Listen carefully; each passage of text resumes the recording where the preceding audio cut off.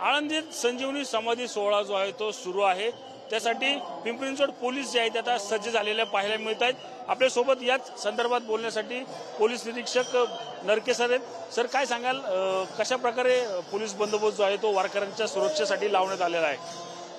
दिनांक 12/11/2025 ते आजपर्यंत कार्तिक यात्रा 2025 आणि संजीवन समाधी सोहळा या कार्यक्रम पार पडलेले आहेत।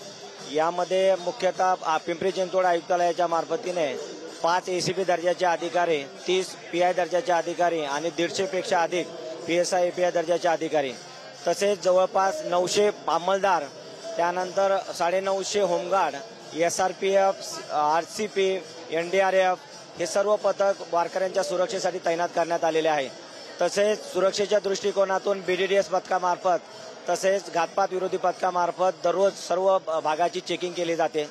तसेच अन्नप्रसादाच्या बाबतीमध्ये विश्वस्तांमार्फत किंवा मंदिर प्रशासनामार्फत किंवा अधिकृत धर्मशाळांमार्फत जो प्रसाद किंवा अन्नदान वाटप केलं जातं त्याबाबत परवानगी त्यांना देण्यात आलेली आहे।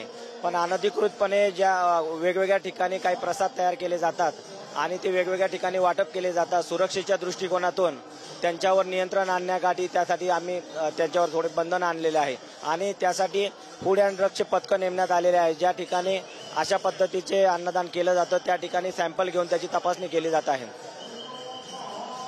आपण पाहिलं तर दिल्लीमध्ये झालेल्या बॉम्बस्फोटाच्या पार्श्वभूमीवर जे आहेत आता पिंपरी चिंचवड पोलीस देखील सतर्क झालेले पाहायला मिळत आहे।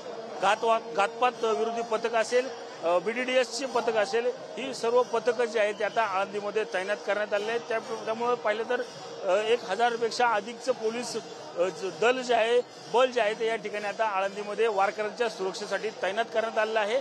त्याचप्रमाणे जे प्रसाद असेल किंवा महाप्रसाद असेल याची देखील तपासणी आता पिंपरी चिंचवड पोलिसांकडून करत असल्याचं जे आहे चित्र आपल्याला पाहायला मिळत आहे।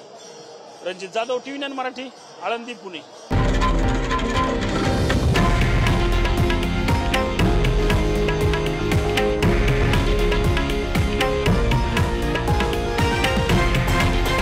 हे आहे देशातील नंबर 1 न्यूज नेटवर्क आणि आपण पाहत आहात TV9 मराठी, एकमेव।